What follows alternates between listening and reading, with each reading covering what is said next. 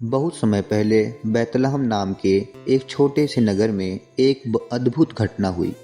एक सरल और पवित्र स्त्री मरियम और उनके पति यूसुफ वहां आए हुए थे। उसी रात एक साधारण गौशाला में एक बालक का जन्म हुआ।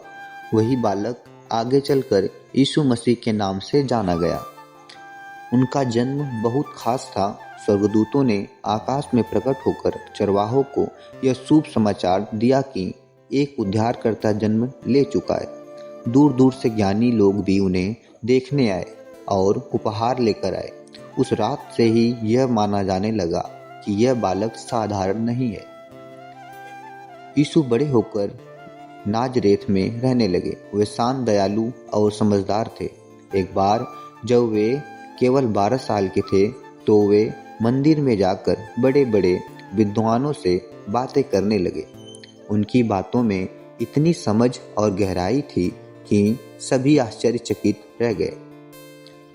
जब यीशु लगभग 30 साल के हुए तब उन्होंने लोगों की शिक्षा देना शुरू किया। वे गांव-गांव घूमते, लोगों से मिलते और उन्हें सिखाते, अपने पड़ोसी से वैसे ही प्रेम करो जैसे अपने आप से करते हो।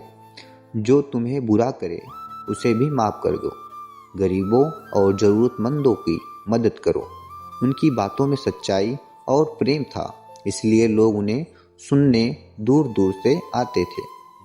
यीशु ने कई चमत्कार किए। उन्होंने बीमार लोगों को ठीक किया, अंधों को दृष्टि दी और भूखे लोगों को भोजन कराया। लेकिन उनके लिए सबसे बड़ा चमत्कार था लोगों के दिल बदलना। वे सिखाते थे कि सच्ची ताकत प्रेम और दया में होती है। जैसे जैसे यीशु की लोकप्रियता बढ़ती, कुछ धार्मिक नेताओं को यह अच्छा नहीं लगा।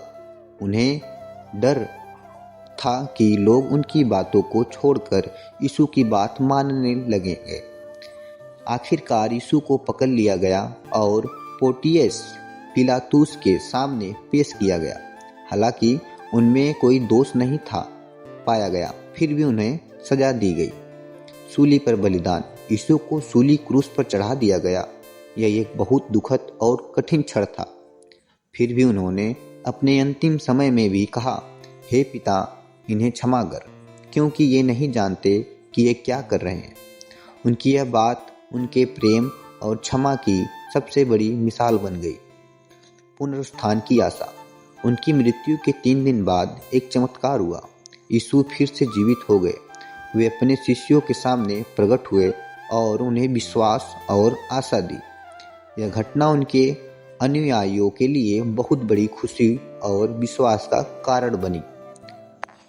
कुछ समय बाद यीशु स्वर्ग चले गए, लेकिन उनका संदेश यही रह गया, प्रेम करो, क्षमा करो और सच्चाई के रास्ते पर चलो। उनके शिष्यों ने इस संदेश को पूरी दुनिया में फैलाया और आज भी लाखों लोग उनके उपदेशों को मानते हैं।